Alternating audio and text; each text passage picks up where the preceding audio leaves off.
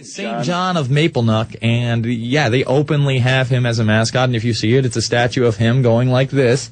And, later on in the program, probably after we go over Riddles in Stone in the next segment, I want to go over this Maitreya figure that is also at the Bohemian Grove and also very, very large. It seems that the more information we get about the Grove, the more into the occult they are, the more they are into all these different mystery religions, all these things outside of Christianity, and, they all, not all of them, but, the people like the Bush family, we're Christian conservatives. Really, what are you doing at the Bohemian Grove? And this Maitreya figure is just as massive as this Moloch figure. We're going to go over that on the other side.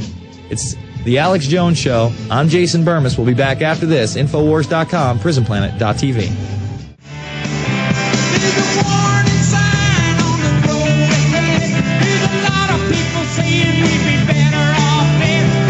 Yeah, the people saying that are the elite. Better off dead. That's what population sustainability is about.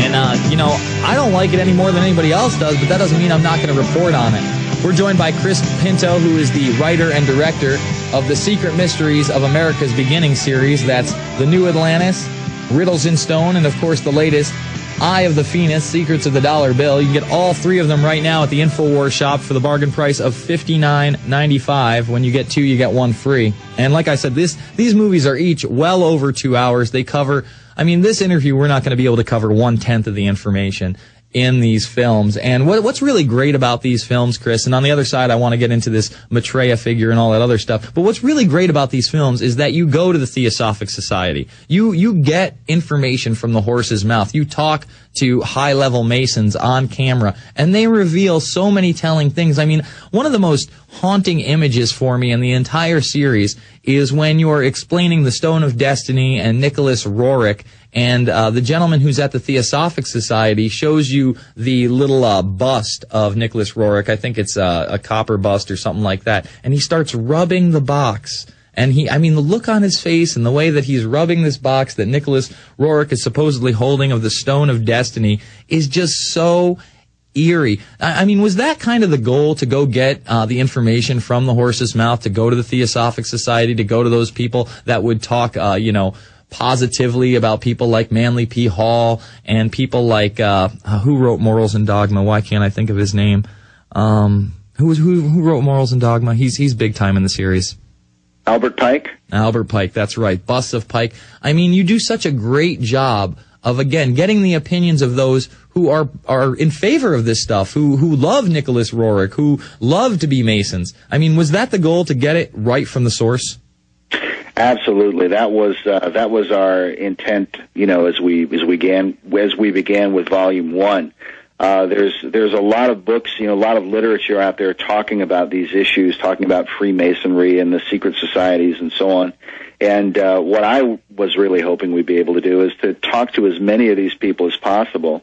And we created a History Channel type format for the series. Mm-hmm. And we told these guys, we let them know in advance what we were going to ask them about. So we didn't go in and sneak up on them. I would send everybody their questions in advance. Mm-hmm. And these are guys who often speak out against conspiracy theorists and people like yourself and Alex Jones and guys like me, and whatnot. And so, our approach to them was, hey, listen, we want to hear your side of the story. Just, these are the questions I'm going to ask you, and you tell me what's the right understanding of these things. And so the interviews were very casual. I tried to keep them very relaxed. There was no, hostile trying to put them in an awkward position. I just asked them the questions and then let them talk. And I guess because they were relaxed, they were willing to come out with and reveal, I think, a lot of information that they would have been much more guarded about otherwise. And at least that's what we're told from others who see the series. But that guy, Dr. Obadiah Harris at Manly Hall's Society and Library, who's rubbing the statue of Nicholas Roerich, he's a particularly creepy guy. He's the guy who says that democracy has an occult promise to it. And you see, you and I, we grow up in America. Most Americans grow up with the idea of democracy, and we're just thinking of it, you vote on issues, and it's the will of the people and that kind of thing, and it's just American freedom. To the occult societies, democracy, the idea of self-government, it takes on a whole different meaning. And it's just a very bizarre, very mystical meaning, and it's about the idea of humanity really ascending into godhood. And they look forward to a central figure, whether they call him the Maitreya, the Christ, the world teacher, a central figure this is why there's so much worship of Barack Obama, because they're looking for somebody like this who will step forward onto the world stage and lead mankind into this glorious golden era.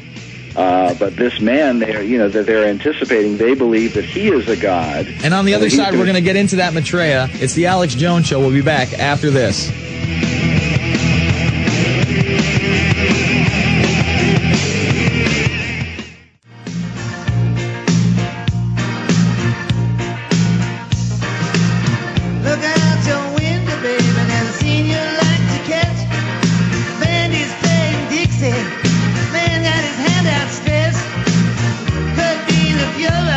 Back. It's the Alex Jones Show. I'm Jason Bermas sitting in.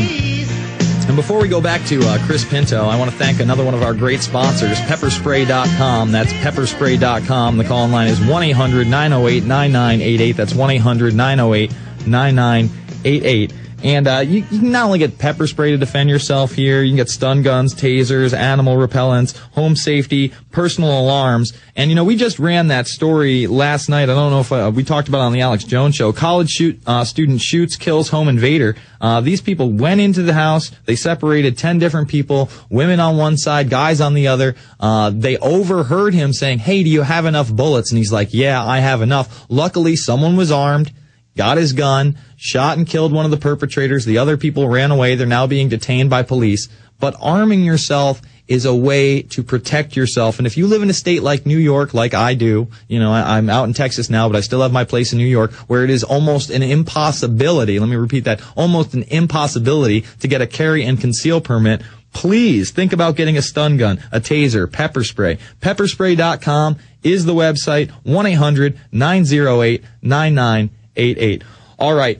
That last segue, talking about this Maitreya figure, is really where I wanted to go into this interview, because the Maitreya figure is, it looks like a Buddha. Some people are saying this is the new Christ, this is going to be the Antichrist. You touch upon it in Riddles in Stone at the end, saying, some people believe it's going to be coming very shortly, and then really hit it out of the ballpark in Eye of the Phoenix. Why don't you just give a brief synopsis of what this means and what the people who believe in this stuff think this Maitreya will bring to them?